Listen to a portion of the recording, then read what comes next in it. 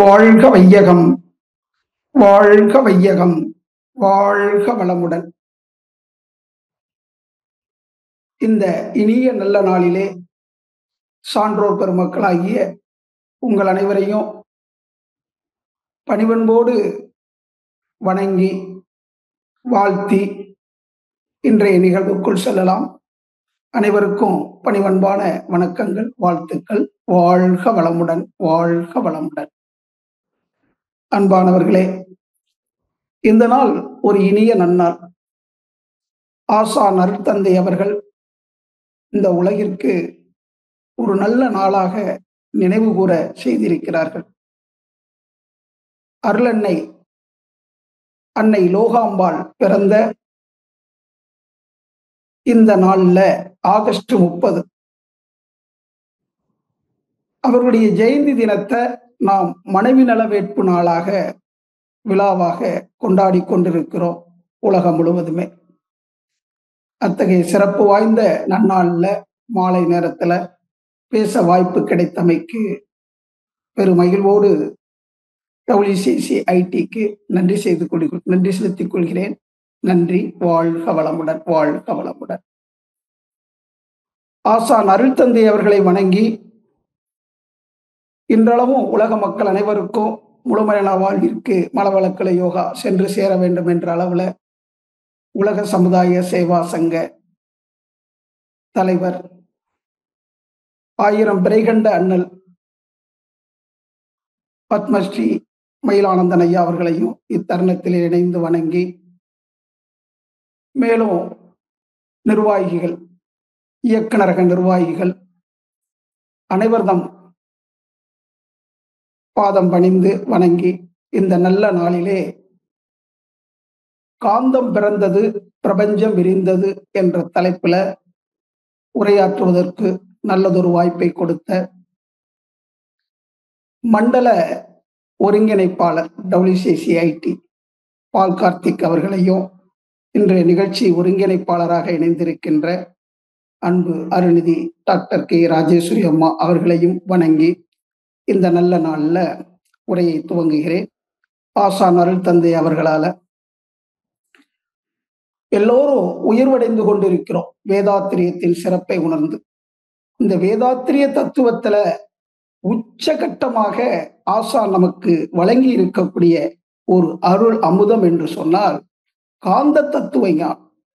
இந்த காந்த தத்துவ ஞானத்தை எவர் ஒருவர் நன்றாக உணர்ந்து புரிந்து தெளிவு பெறுகிறார்களோ அந்த அளவுக்கு வாழ்க்கையில உயர்வை பெற முடியும் என்பது திண்ணம்.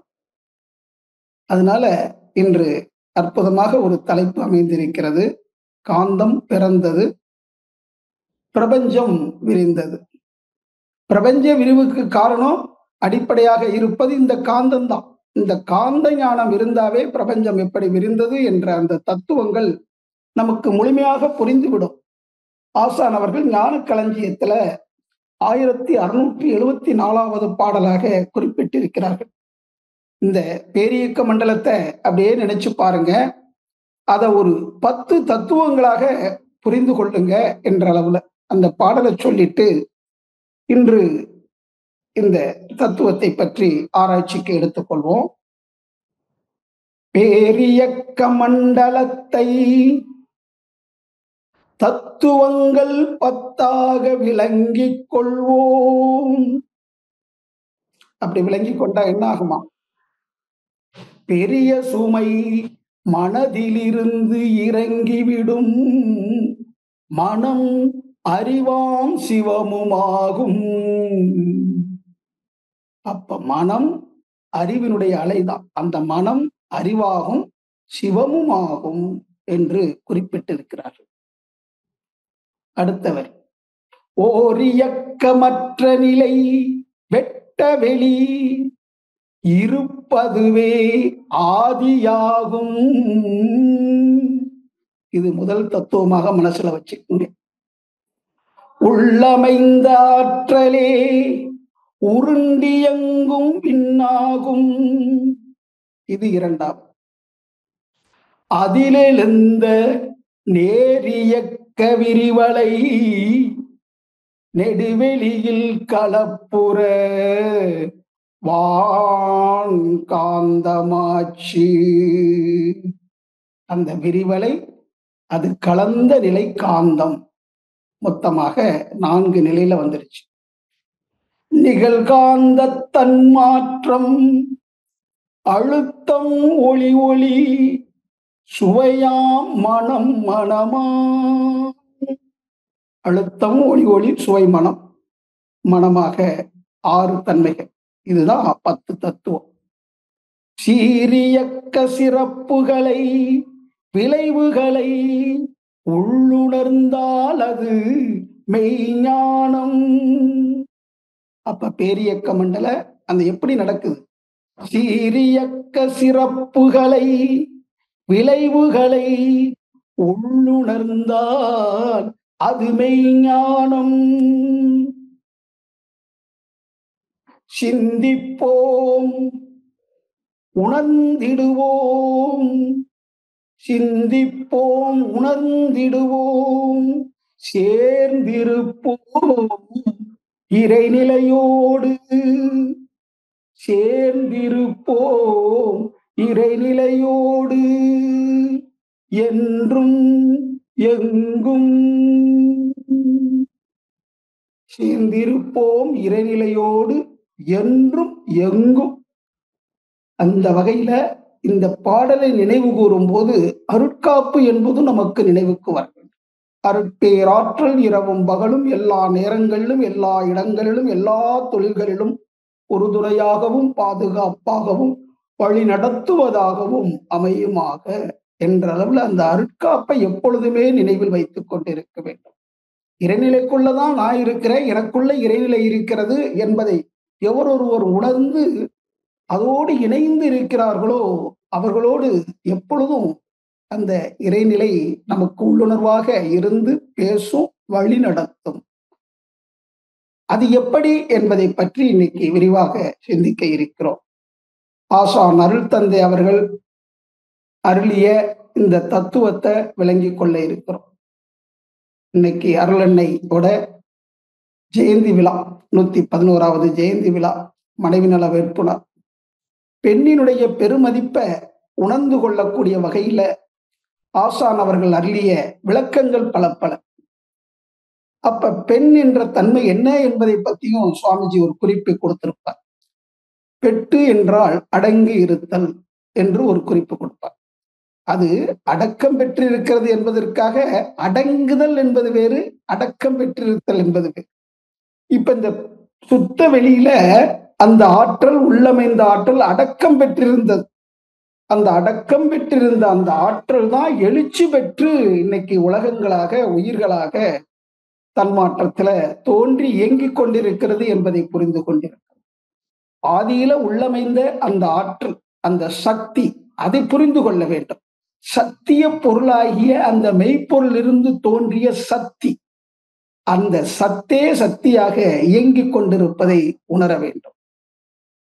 மெய்ப்பொருளாகிய அந்த நிலைப்பொருளாகிய சுத்தவெளி, அதிலிருந்து எழுந்த ஆற்றல் தான் அந்த விண் என்ற ஆற்றல். இதை விளக்கும் விதமாக நமக்கு நிலைமைக்கு ஏற்ப மூலகங்கள் பலவாகி அவை இணைந்து பேதித்த அண்ட கோடிகளாய் மற்றும் பிறப்பு இறப்பு இடை உணர்தல் இயக்கமாகி நீதி நெறி உணர் மாந்தராகி வாழும் நிலையுணர்ந்து தொண்டாற்றி இன்பம் காண்போம். அன்பானவர்களே, ஆதியனும் பரம்பொருள் எழுச்சி பெற்று எப்படி இந்த தோற்ற பொருட்களாக ஜீவ இனங்களாக வந்திருக்கிறது என்பதை இந்த இறைவணக்க பாடல்ல நினைவு கூர்ந்திருப்பார் ஆசான் அவர்கள். இந்த அடிப்படையான கருத்தை எப்பொழுதுமே மனதில் வைத்துக் கொள்ள வேண்டும். மேலும் அவனில்தான் நீ, உன்னில் அவன், அவன் யார் நீ யார் பெரிவேது, அவனை மறந்தால் நீ சிறியோர், அவனை அறிந்தால் நீ பெரியோர், அவன் நீ ஒன்றாய் அறிந்த இடம் அறிவு முழுமை, அது முக்தி என்ற அளவுல, அந்த முக்தி நிலை அறிவு முழுமை என்ற அளவுல அந்த மெய்ப்பொருள் தன்மையை உணர்ந்து கொள்ள வேண்டும். மெய்ப்பொருளுடைய தன்மை, அந்த தன்மை என்று சொல்லும்போது தரம் 4 என்று சொல்வார்கள். அந்த 4 தரம் என்னன்னா, பற்றாயிருப்பு, பேராற்றல், பேரறிவு, காலம் எனும் வளம் 4ம் ஒன்றிணைந்த பெருவெளியே தெய்வமாம் என்று அந்த தெய்வத்திற்கு அந்த 4 தன்மைகளை ஆசான் அவர்கள் குறிப்பிட்டிருப்பார். வற்றாயிருப்பு என்றால் அள்ள அள்ள குறைவுபடாத தன்மை. அது ஒரு பேரன்பு நிலை. அந்த அன்பு நிலையை உணர்ந்தவருக்கு இருப்பு, அது வற்றாத இருப்பு. எவ்வளவு அள்ளினாலும் அதிலிருந்தே எடுக்கப்படுகிறது, அங்கேயே நிறைவு பெறுகிறது என்ற அளவுல அந்த வற்றாய் இருப்பு, பூரணம், ஒரு முழுமை என்ற அளவுல அதை நாம் புரிந்து கொள்ள வேண்டும். முதல்ல அறிந்து கொள்றோம், அது புரிந்து கொண்டால்தான் நாம எதையுமே சரியா தெரிஞ்சுக்க முடியும். அப்ப தெரிதலுக்கு முன்னாடி இந்த அறிதல் புரிதல் என்பது வேண்டும். முதல்ல வற்றாய் இருப்பை பத்தி சொல்லாக விளங்கி கொள்ளாம அதனுடைய உட்பொருளை விளங்கி கொண்டு நுண்பொருளையும் விளங்கி கொண்டு அந்த மெய்ப்பொருள் நிலையில நிலைத்து நிற்க வேண்டும். அத்தகைய பேராற்றல் மிக்க அந்த சொல் வளத்தை நாம் புரிந்து கொள்ள வேண்டும். வற்றாய் இருப்பு என்பது ஆசான் அருளிய அந்த ஒரு அற்புதமான ஒரு சொற்றொடர். இதை மனதிலே இருத்திக் கொள்ளுங்கள். வற்றாய் இருப்பு, வற்றாய் இருப்பு, பேரன்பின் செயலாக இருக்கின்ற அந்த வற்றாய் இருப்பு, அதற்கு உள்ளமைந்த ஆற்றலே பேராற்றலும் பேரறிவும். அந்த உள்ளடங்கி இருந்த அந்த ஆற்றல் எழுச்சி பெறும்போதுதான் இன்னைக்கு உலகங்கள் அத்தனையும் உருவாகி இருக்குன்னா, அதை ஒழுங்குபடுத்தி கொண்டிருக்கிற order of function in everything and everywhere is the consciousness என்று ஒரு ஃபார்முலா நமக்கு கொடுத்திருக்கிறார். அப்ப எல்லாவற்றிலும் நிறைந்திருக்கின்ற அந்த ஆர்டர் ஆஃப் ஃபங்க்ஷன், இயக்க ஒழுங்காக இருக்கின்ற அந்த தன்மையில தான் இன்னைக்கு உலகங்கள், இன்னைக்கு நட்சத்திர தொகுதிகள்லாம் இயங்கி கொண்டிருக்குன்னா அத்தனைக்கும் காரணம் இந்த ஒருங்கிணைப்பு ஆற்றலாக இருக்கக்கூடிய அந்த சூழ்ந்த அழுத்தம் ஆற்றல், அந்த உள்ளமைந்த ஆற்றல். அது தன்னிருக்க சூழ்ந்தழுத்தும் ஆற்றல், self compressive surrounding pressure force என்று சொல்வார். தன்னையே இறுக்கி கொண்டு சூழ்ந்து அழுத்தி கொண்டிருக்கின்ற அந்த ஆற்றல் நிலை எப்படி இருந்ததுன்னா, கைனமேட்டிக் குய்வரிங் என்ற அளவுல தன் அதிர்வாக இருந்தது அந்த சுத்த வெளியில. அதுதான் எழுச்சி பெற்று இன்று நாம் உணரக்கூடிய அளவுல, ஒரு தவத்தால உணரக்கூடிய அளவுல அந்த ஆற்றல் வெளிப்பட்டிருக்கிறது. அந்த தெய்வீக மகாசக்தி விண்ணாற்றல் நமக்குள்ள உயிராற்றலாக சுழன்றோடி கொண்டிருக்கிறது என்பதை ஆசான் அவர்கள் நமக்கு மூலாதாரத்தில் அந்த குவிந்திருக்கின்ற அந்த சக்தியை தட்டி எழுப்பி முதுகுத்தண்டு வழியாக ஆக்னா சக்கரத்துல கொண்டு வந்து தொட்டு காட்டி அந்த காந்தத்தினுடைய தன்மைய சிறப்ப நமக்கு உணர்த்திய அந்த நாள் காந்தம் பிறந்த நாள் நமக்குள்ள. அது என்றோ பிறந்துருச்சு, இருந்தாலும் நமக்குள்ளுணர்வாக அந்த காந்தத்தினுடைய தன்மையை உணர்ந்த நாள். என்னைக்கு நம்ம புருவ மையத்துல தொட்டு காட்டினாங்களோ அன்றே நமக்கு ஒரு திருப்பு முனையாக அமைந்தது. காந்தம் என்றால் என்ன, ஒரு அழுத்தமாக ஒரு ஸ்பரிச உணர்வுக்கு நமக்கு எட்டச் செய்த அந்த நாள். அப்ப காந்தத்தினுடைய தன்மைய 5 புலன்களாக இயங்கிக் கொண்டிருந்த அந்த ஆற்றல், 5 கருவிகள், தோல், நாக்கு, மூக்கு, கண்ணு, காது என்ற அளவில் அந்த 5 கருவிகள், பஞ்ச இந்திரியங்கள் என்று சொல்லக்கூடிய அந்த கருவிகள் மூலம் நாம் உணரப்பெற்ற அழுத்தம், ஒளி, ஒளி, சுவை, மனம், இந்த 5 புலன்களும் ஒரே புலனாக இங்கே அடக்கம் பெற்றது. அடக்கம் பெற்றது. அந்த அடக்கம் பெற்ற ஒரு தன்மை, அது ஒரே புலனாக உணர்வுக்கு ஸ்பரிச உணர்வாக நாம் உணர்வு. மேலும் அந்த ஆற்றலை நமக்கு உணர வைத்து, அந்த ஆற்றல் எங்கிருந்து வருகிறதுனா உயிரினுடைய இயக்கத்தால தான் வருது. அந்த உயிரினுடைய தன்மை எப்படி இருக்கிறது என்று அறியும் போது கண்கள் மூலமாக ஆற்றலை பாய்ச்சி அந்த தெய்வீக காந்தாற்றலால உச்சியில நிலை கொண்டிருக்கக்கூடிய அந்த தெய்வீக உணர்வுல லயிக்க செய்வதற்காக தொட்டு சுழற்றி அந்த உயிருடைய இயக்கத்தை நமக்கு உணர்த்தினார். அப்ப காந்தத்தை உணர்ந்தோம் புருவ மையத்துல, உயிரையே அந்த உயிருடைய தன்மையை உணர்ந்தோம் உச்சியில.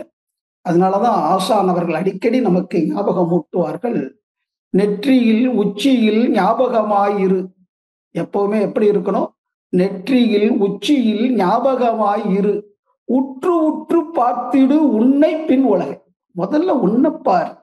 தனக்குள்ளே இருக்கின்ற அந்த தத்துவங்களை, அந்த உண்மையை உணராம பிற தத்துவங்களை எப்படி உணர்ந்து கொள்ள முடியும்? அதனால நெற்றியில் உச்சியில் ஞாபகமாயிரு உற்று உற்று பார்த்திடு உன்னை. அப்ப தன்னை அறிந்தவனே தலைவனை அறிய முடியும் என்ற அமைப்புல உன்னை பின் உலகை. அப்ப பிரபஞ்சத்தெல்லாம் நம்ம ரசிக்கணும் அப்படின்னா முதல்ல தன்னை ரசிக்க கற்றுக்கொள்ள வேண்டும், தன்னை நேசிக்க கற்றுக்கொள்ள வேண்டும். அப்பதான் பிற உயிர்கள் பால் அந்த அன்பு என்பது பெருக்கெடுக்கும், ஊற்றெடுக்கும். அந்த அன்பு ஊற்றாக நிறைந்திருக்கின்ற அந்த தெய்வீக பாய்ம பொருளாய் இருக்கக்கூடிய அந்த காந்தத்தினுடைய தன்மை நமக்குள்ளாக, இந்த ஜீவ இனத்துக்குள்ளாக ஜீவகாந்தமாக நிறைந்திருப்பதை கவனிக்கிறோம். இந்த ஜீவகாந்தம் என்பதோ எங்கும் நிறைந்திருக்கக்கூடிய அந்த பிரபஞ்ச காந்த களத்திலிருந்து வந்த ஆற்றலை, அதுவே இந்த உடலிலும் ஊடுருவி நிறைந்திருக்கிறது. எல்லாவற்றிலும் எங்கும் ஊடுருவி நிறைந்திருக்கக்கூடிய அந்த பாய்ம பொருளாகிய அந்த வான்காந்தமே உடலில, அந்த ஜீவனுக்குள்ள, அந்த உடல் அமைப்புக்குள்ள சுழன்று வந்திருப்பதனால அதை ஒரு சிறப்பாக ஜீவகாந்தம் என்று அழைக்கிறோம். வான்காந்தம் ஜீவகாந்தம் வேறு வேறு அல்ல, காந்தம்தான். அந்த காந்தம் என்பது எப்படி இருந்தது என்று சிந்திக்கும் போது சுத்த வெளியில உள்ளடக்கமாக இருந்த அந்த காந்தம் எழுச்சி பெற்றது. அப்ப காந்தம் இருந்ததா பிறந்ததா என்று பார்த்தால் காந்தம் உள்ளடக்கமாக இருந்தது. அது எழுச்சி அடைந்த நாள்ல அது பிறந்தது. அப்ப காந்தம் என்பது இறைத்துகள். அந்த இறைநிலையினுடைய நுண்பகுதியே அந்த சூழ்ந்த அழுத்தத்தினால இயக்கத்துல வருது. அந்த நுண்பகுதியைத்தான், அந்த இறைத்துகளைத்தான் காந்தம் என்று சொல்கிறோம். அதனுடைய தொகுப்பு நிலை. அப்ப அந்த இறைத்துகளுடைய தொகுப்பாக இருப்பதே விண்ணாச்சு. அந்த விண்ணினுடைய அழுத்த விரைவுக்கேற்ப அந்த விண்கள் பல இணைந்து அடுத்தடுத்து பல்வேறு நிலைகள்ல தன்மாற்றம் அடைந்து கொண்டே இருக்கிறது. அந்த விண்ணே காற்றாக, காற்றே அழுத்தம் பெறும்போது அழுத்த காற்றாக, அதாவது நெருப்பாக, அந்த நெருப்பும் லேசான காற்று ஒன்று கூடும் போது அங்கே நீராக, நிலமாக தன்மாற்றம் அடைந்து வந்து கொண்டிருக்கின்ற அந்த உண்மையை உணர்ந்து கொள்கிறோம். அப்ப விண், காற்று, நெருப்பு, நீர், நிலம் என்ற வகையில 5 வகையான அந்த பேரியக்க மண்டலத்துல தன்மாற்றம் அடைந்து வந்திருக்கிறது அந்த சுத்த வெளிதான். அந்த சுத்த வெளியிலிருந்து எழுந்த அந்த அலை இயக்கமே இன்னைக்கு பஞ்சபூதங்களாக மாற்றமடைந்து வந்திருக்கிறது. அந்த பஞ்சபூதங்களுடைய ஒரு தொகுப்பே இன்னைக்கு நம்ம பார்த்து கொண்டிருக்கின்ற வானுலகும், கோள்கள், நட்சத்திரங்கள் அத்தனையும், இந்த பேரியக்க மண்டலம் முழுவதையும் நல்லா கவனிச்சு பார்த்தோம்னா நிலைப்பொருளாக அந்த இருப்பாகிய அந்த சிவமும் அதிலிருந்து எழுந்த அந்த சக்தி விண்ணாற்று. அப்ப சிவம் சக்தியினுடைய கூட்டுதான் இந்த பேரியக்க மண்டல தத்துவமே. இது அடிப்படையை மனதில் வைத்துக்கொண்டு நாம் சிந்தித்துக் கொண்டே இருக்க வேண்டும். ஆசான் அருள் தந்தை அவர்கள் காந்த தத்துவ பாடல்ல முதல் பாடல், இன்ப ஊற்று என நிறைந்த இறைவா எனும் போதிலே ஏற்படும் ஓர் இன்பமதை எவ்வாறு சொல்லுவேன், நன்மை தரும் நவகோள்கள் நட்சத்திர கூட்டம் நானகத்தே காணுகின்றேன், நடனமாடும் காட்சியாய் நானகத்தே காணுகின்றேன், நடனமாடும் காட்சியாய் தன்மயமாய் தானதுவாய் தவறிடாது இயக்கும் உன் தன்மையினை என்ன என்ன தவமது ஆனந்தமே. தவம் ஆனந்தமாகணும்னா தன்மயமாய் தானதுவாய் தவறிடாது இயக்கும் இந்த தன்மையினை என்ன என்ன தவமது ஆனந்தமே. இந்த காந்தத்தினுடைய தன்மையை நாம் எப்பொழுது புரிந்து கொள்கிறோமோ அப்பொழுதே அந்த பேரானந்தம் என்பது நமக்குள்ளாக எழுச்சி அடையும் என்பதை, அதாவது அந்த காந்தத்தினுடைய தன்மையை உணர்ந்து கொள்ள முடியும் என்பதை புரிந்து கொள்ள வேண்டும். காந்தம் இதை விளக்குவதற்கு ஆசான் அவர்கள் நமக்கு பயிற்சி கொடுத்துக் கொண்டிருக்கிறார். பிரம்மஞான பயிற்சியில இந்த காந்த தத்துவ விளக்கம்தான் ஆதியில அந்த சுத்த வெளியாக இருந்த அந்த தெய்வ நிலை இன்று மனிதனாக எப்படி வந்தது என்ற உண்மை. அப்ப அந்த விளக்கம் நமக்குள்ளாக வரும்போதுதான் அந்த பூர்வ மையத்துல உச்சியில ஞாபகத்தை வைத்து கவனித்துதான் அந்த பிரம்மஞான விளக்கம் என்பது நமக்கு உணர்வாக கிடைக்கும். அந்த பிரம்மநிலை விளக்கம், பிரம்மஞான விளக்கம் என்பது இந்த பேரியக்க மண்டலத்தை பற்றிய ஒரு புரிதல் தான். அப்ப பேரியக்க மண்டலத்தை 10 விதமான தத்துவமாக வைத்து நாம் புரிந்து கொள்ள வேண்டும் என்று ஆசான் கொடுத்திருக்கின்ற அந்த வரிகளையும் மனதிலே இருத்தி கொண்டு, எப்படி அது நமக்கு வாழ்க்கைக்கு எப்படி அது பயன்படுது. காந்தம் பிறந்தது, பிரபஞ்சமாக விரிந்தது. எதற்காக விரிஞ்சிச்சு?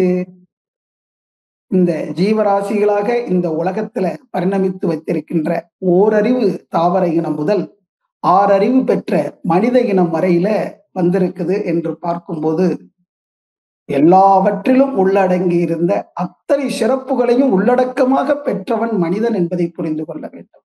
மனிதனாலதான் இன்னைக்கு எல்லாவற்றையுமே அறிந்து கொள்ளக்கூடிய ஒரு தன்மை, அதாவது அறிவே மனமாக வந்திருந்தது. மனமாகிய அறிவு, அந்த மனதினுடைய ஒரு சிறப்பு இயக்கம்தான் எண்ணம் என்பது. எண்ணமதே எண்ணமே இயற்கை அதன் சிகரமாகும், இயற்கையே எண்ணத்தில் அடங்கி போகும். அப்ப இயற்கையே அந்த எண்ணத்தில் அடங்கி இருக்குது என்பதை புரிந்து கொள்ள வேண்டும். அதாவது இந்த உடல்ல ஜீவகாந்த கருமையமாக இருக்கின்ற அந்த உள்ளத்துல அத்தனையும் பதிவு செய்யப்பட்டிருக்கிறது, இருப்பாக இருக்கிறது. அந்த தெய்வீக பெருநிதி, அந்த நிதியை அருளாக மற்றவர்களுக்கும் வழங்க வேண்டும் என்ற அளவுல அந்த மெய்ப்பொருளை உணர்ந்து அருள்நிதியாக நம்மளை தர உயர்த்தி இருக்கிறார். அந்த மெய்ப்பொருளை விளங்கி கொண்ட நாம் மற்றவருக்கும் அந்த மெய்ப்பொருளை சுட்டி காட்டி அதை உணர வைப்பதற்கு நம்மாலான தொண்டை தொடர்ந்து செய்து வர வேண்டும் என்ற அந்த குறிப்பையும் நமக்கு குறித்து கொடுத்திருக்கிறார். அதாவது தொண்டாற்றி இன்பம் காண்போம். எத்தனையோ வகையான தொண்டு இருக்கிறது. அதுல ஒரு சிறப்பு என்று பார்த்தால், தன்னை அறிவதற்கு தவித்துக் கொண்டிருக்கின்ற அத்தனை ஆன்மாக்களுக்கும் இந்த உயர்வான நற்கருத்தை, சிந்தனையை, இந்த காந்த தத்துவ ஞானத்தை உணர்த்தி அந்த மெய்ப்பொருளை விளங்கச் செய்வதுதான் உயர்வான ஒரு தன்மை என்பதை இத்தருணத்திலே நாம் புரிந்து கொள்ள வேண்டும். அதற்கு நாம் என்ன செய்ய வேண்டும்? ஆசான் அவர்கள் அருளிய அந்த பயிற்சிகளை சிறப்பாக செய்து வர வேண்டும். ஜீவகாந்த பெருக்க பயிற்சி என்ற அளவுல நமக்கு கொடுத்திருக்கின்ற அற்புதமான பயிற்சிகள், அந்த தீவ பயிற்சி, கண்ணாடி பயிற்சி, சூக்குவ பயணம் என்றெல்லாம் அந்த காலத்துல கொடுத்தாங்க. இப்ப அந்த கண்ணாடி பயிற்சிய நாம் தினந்தோறும் அதிகாலையில செய்யும் பொழுது அந்த ஜீவகாந்தத்தை நாம் அழுத்தமாக திணிவாக உடல்ல இயங்கிக் கொண்டிருப்பதை உணர முடியும். ஆற்றலை பெருக்கிக் கொள்ள வேண்டும். மேலும் அகத்தவம் புரியும் போது அந்த தெய்வீக பெருநிதியே எனக்குள்ளாக அறிவாக இருக்கிறது, ஆற்றலாக இருக்கிறது என்பதையும் நாம் உணர்ந்து கொள்ள வேண்டும். பற்றாயிருப்பு, பேராற்றல், பேரறிவு என்று அந்த 3 தரத்தோட காலம் என்பதையும் சேர்த்து 4 தன்மைகளாக ஆசான் அவர்கள் கொடுத்திருக்கிறார்.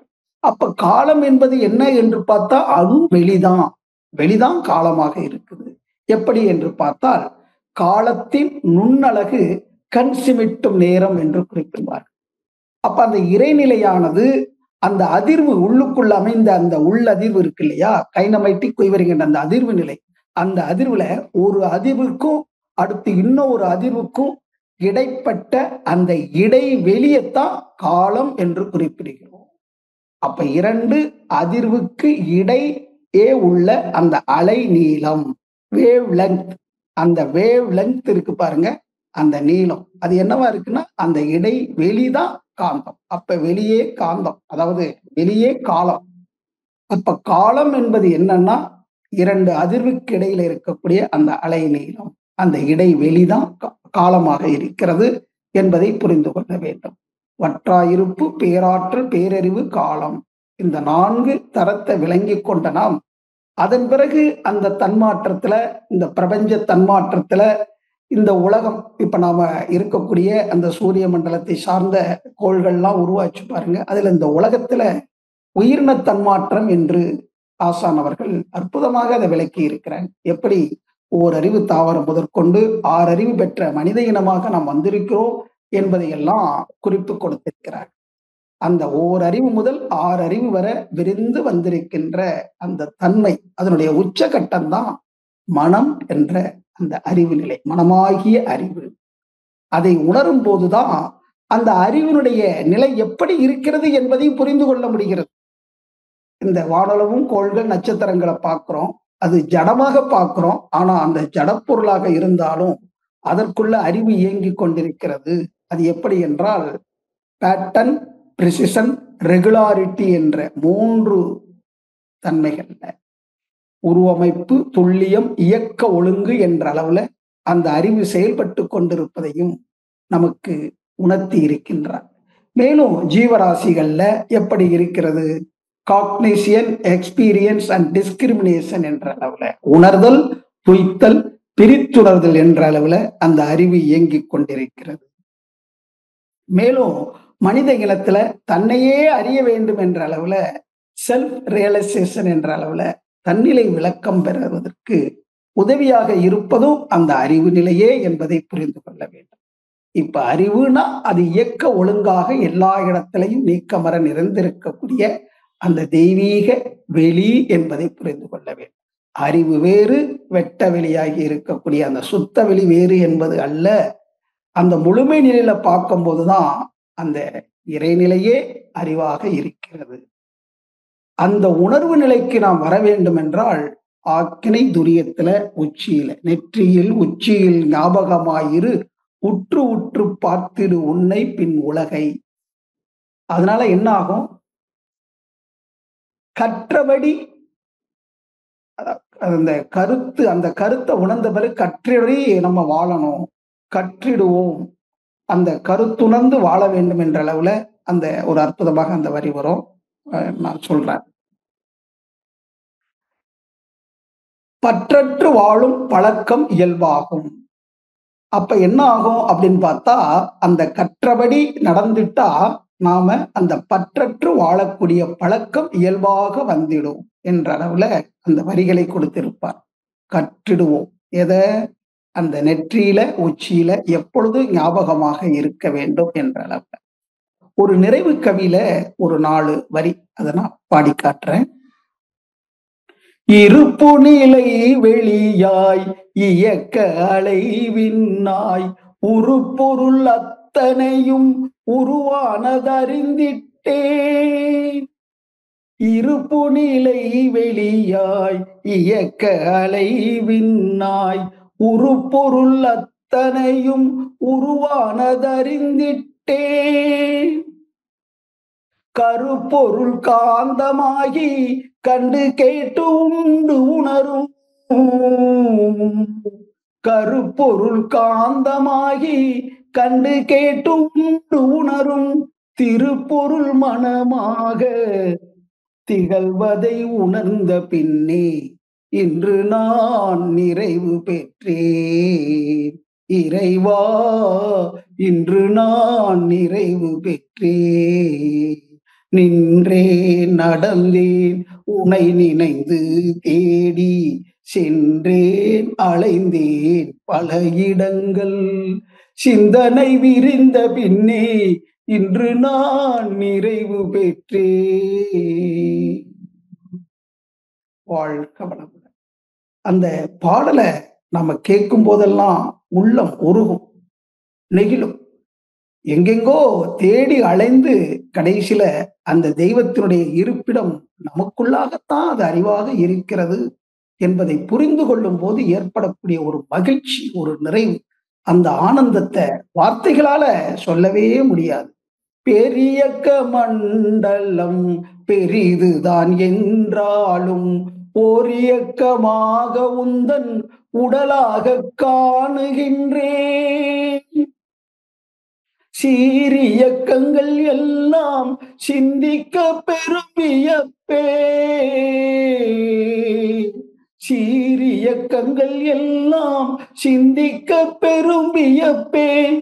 யார் இயக்க வல்லாரே இறைவா, யார் இயக்க வல்லாரே உனையன்றி இப்பேரண்டத்தை.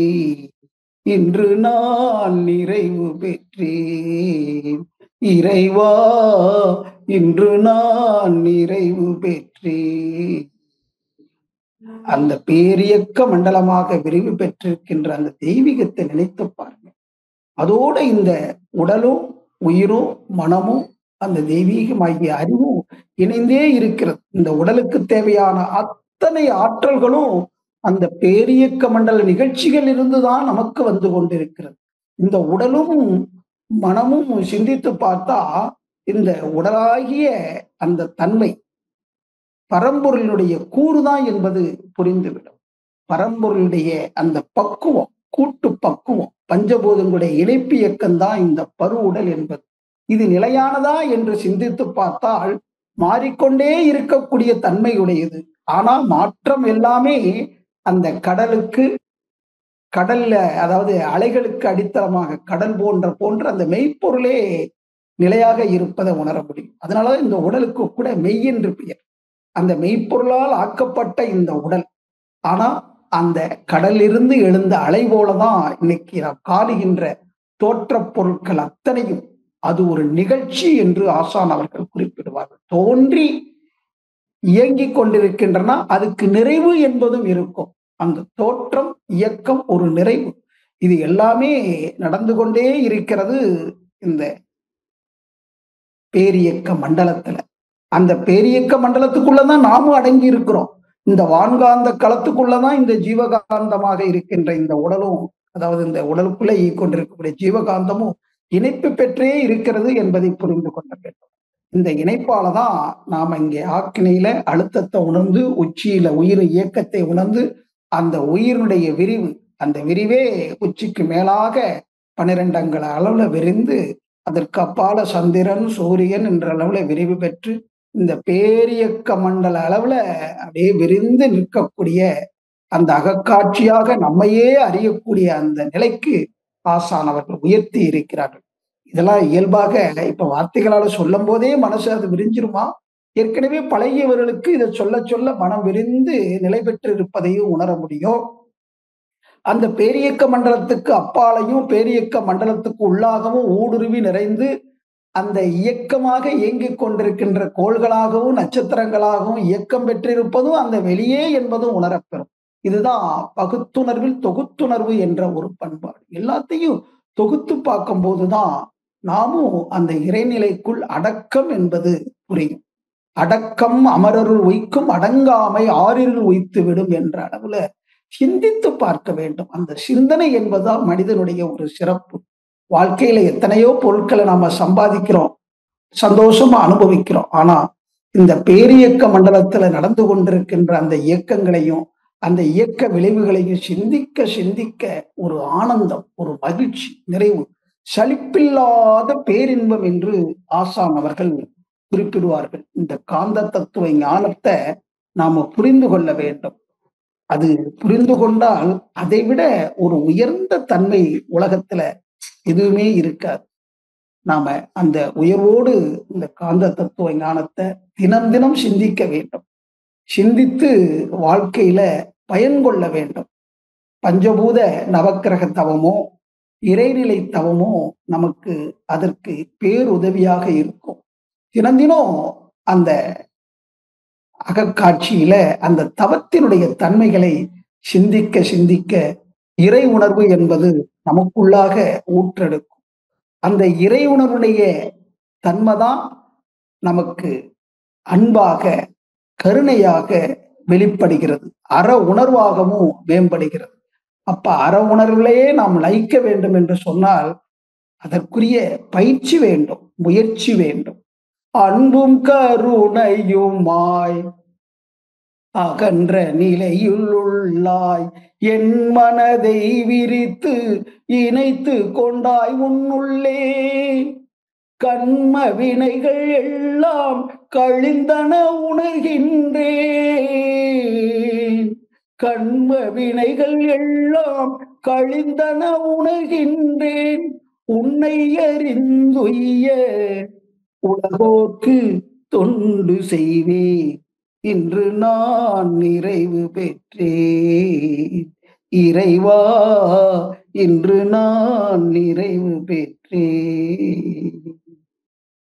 தொண்டாற்றி இன்பம் காண்போம் என்ற அளவுல நாம் எப்பொழுதுமே இறைநிலையோடு என்றும் எங்கும் இணைந்திருக்கின்ற அந்த தன்மை, இறைநிலையோடு எண்ணத்தை கலக்க விட்டு ஏற்படும் ஓர் அமைதியிலே விழிப்பாய் நிற்க, நிறைநிலையே தானாக உணர்வதாகும். நித்த நித்தம் உடலில் உயிர் இயங்கும் மட்டும் உறைந்து உறைந்து இந்நிலையில் பழகிக் கொள்ள உலக இன்பங்களிலே அளவு கிட்டும். கரை நீங்கி அறிவு மெய்ப்பொருளாய் நிற்கும். கரைந்து போம் தன்முனைப்பு, கரைந்து போம் தன்முனைப்பு காணும் தெய்வம்.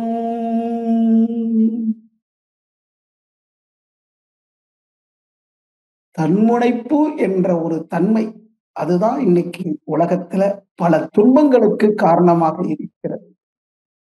அந்த தன்முனைப்பு நீங்குவதற்கு தான், அதை நீக்குவதற்கு தான் குருவருள் என்பது நமக்கு துணையாக நிற்கின்றது. குருபக்தி மிக மிக அவசியம். இறைபக்தி என்பது தானாகவே அமைந்துவிடும். என்னை யான் அறிய வேண்ட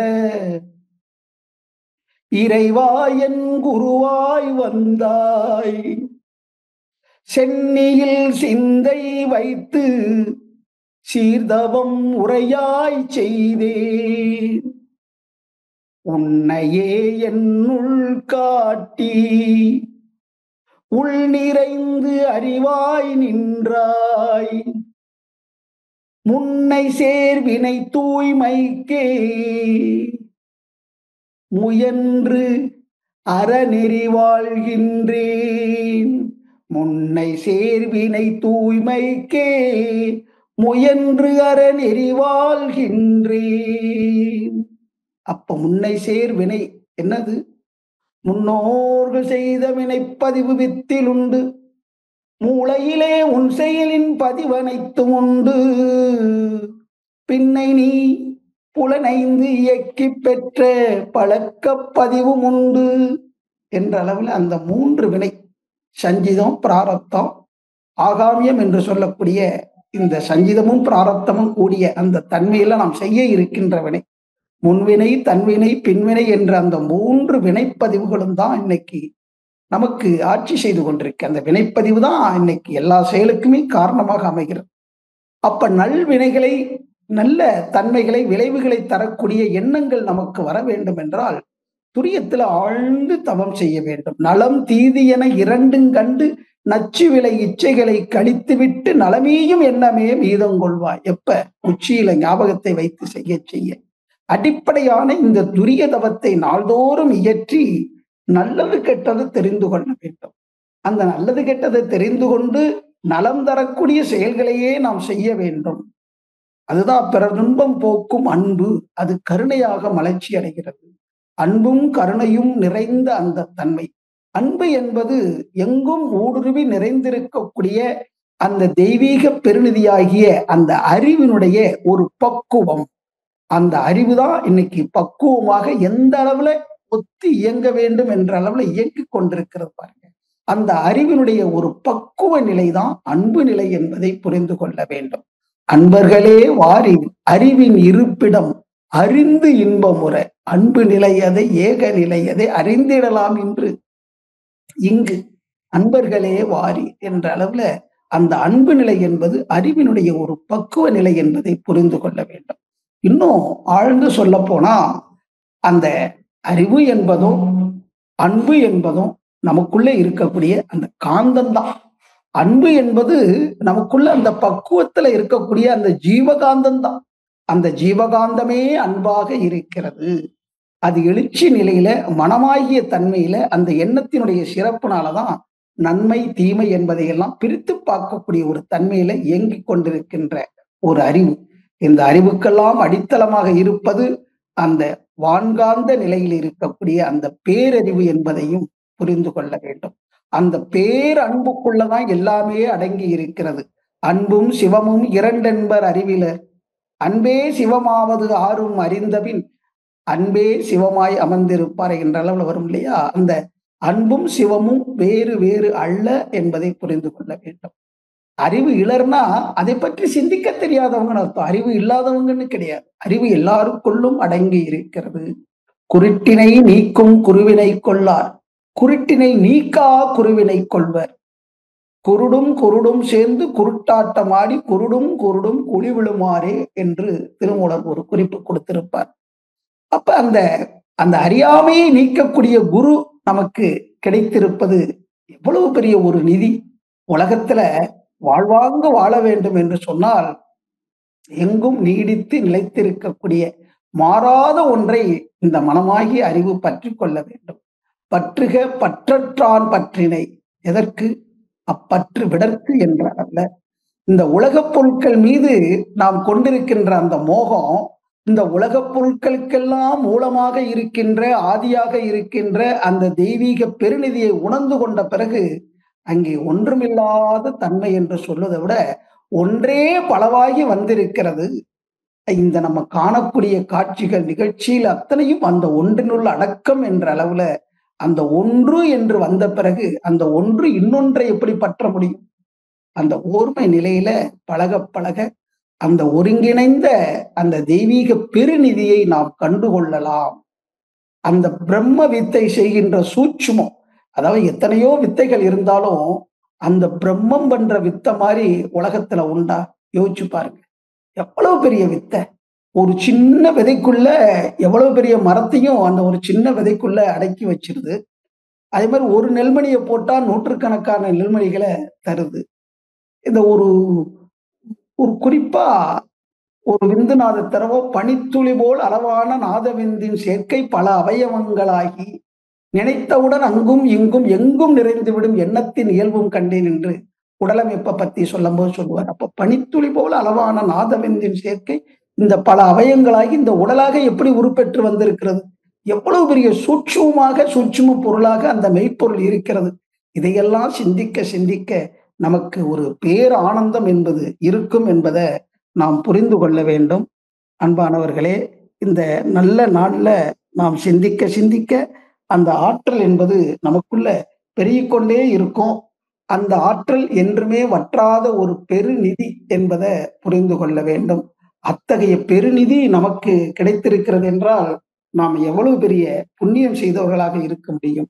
அத்தகைய புண்ணியவான்களாக நாம இருக்கக்கூடிய நாம எல்லோருக்கும் அந்த மெய்ப்பொருளை உணர்த்தக்கூடிய அந்த அறிவை நாம் அந்த சிறப்பறிவாக பெற்றிருக்கிறோம் என்பதை நினைவு கூர்ந்து, காந்தம் பிறந்தது, இந்த பிரபஞ்சம் விரிந்தது என்று சொல்லும் போது அந்த ஆக்கினை துரியத்துல நாம அந்த காந்தத்தினுடைய தன்மையை உணர்ந்து அதுவே உயிராக, உயிர் இயக்கமாக அந்த விரிவலையாக விரிந்து இந்த பிரபஞ்ச நிகழ்ச்சிகளை அறிந்து அதற்குள்ள ஆயிருக்கின்ற அந்த அழுத்தம், ஒளி ஒளி சுவை மனம் என்ற அளவுல அந்த பஞ்சபூதங்கள் வரக்கூடிய அந்த தன்மாற்றங்களை அறிந்து அதுவே நமக்குள்ளாகவும் அழுத்தம், ஒளி ஒளி சுவை மனமாக இந்த ஐம்பொறிகள் மூலம் அந்த புலனறிவால உணர்ந்து கேட்டு அனுபவித்துக் கொண்டிருக்கிறோம். கண்டு கேட்டு உண்டு உணரும் என்று சொல்லும் போது இதைத்தான் ஆசான் திருக்குறள்ல சுவை ஒரு சுவை சுவை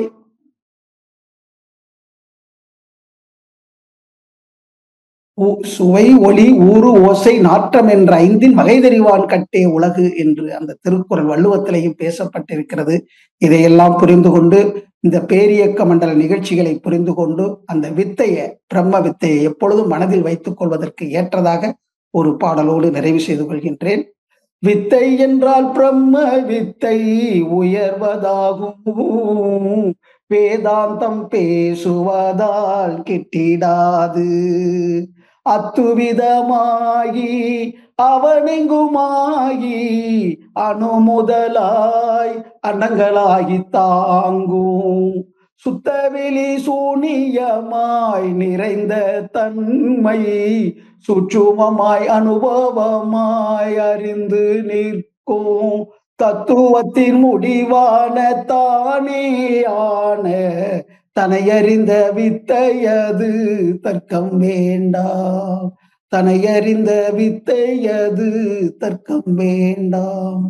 தனையறிந்த வித்தை அது என்பதை புரிந்து கொண்டு ஆசானுடைய அந்த மலர்பாதம் வணங்கி இதை செவிமடுத்த தாங்களும் தங்கள் அன்பு குடும்பத்தாரும் அருளோடு செல்வம் கீர்த்தி மென்மேலும் நிறைவாய் பெற்று எல்லா நல்வளங்களோடும் வாழ்க வாழ்க வாழ்க வாழ்வாங்கு என வாழ்த்தி பேறு 16 சிறந்தோங்கி வாழ்க்கையில எல்லா துறைகளிலும் வெற்றியும் மகிழ்ச்சியும் மனநிறைவும் பெறுவீர்களாக. வாழ்க வாழ்வாங்கு வாழ்க வளமுடன் இறைவா அருள்வாயாக. தாங்களும் தங்கள் அன்பு குடும்பத்தாரும் வாழ்க வளமுடன் வாழ்க வளமுடன். இத்தகைய நல்ல நிகழ்ச்சியில் என்னை கலந்து கொள்வதற்கு, அதாவது என்னையும் ஒரு கருவியாக பயன்படுத்தி கொண்ட WCC IT மற்றும் ஒருங்கிணைப்பாளர் அனைவருக்கும், கேட்டுக்கொண்டிருக்கக்கூடிய அனைவருக்கும் என்னுடைய நன்றியை, பணிவன்பான நன்றியை தெரிவித்து நிறைவு செய்து கொள்கின்றேன். வாழ்க வையகம், வாழ்க வையகம், வாழ்க வளமுடன். வேதாத்திரியம் வாழ்க வாழ்க வாழ்க வளமுடன். நன்றி நன்றி நன்றி.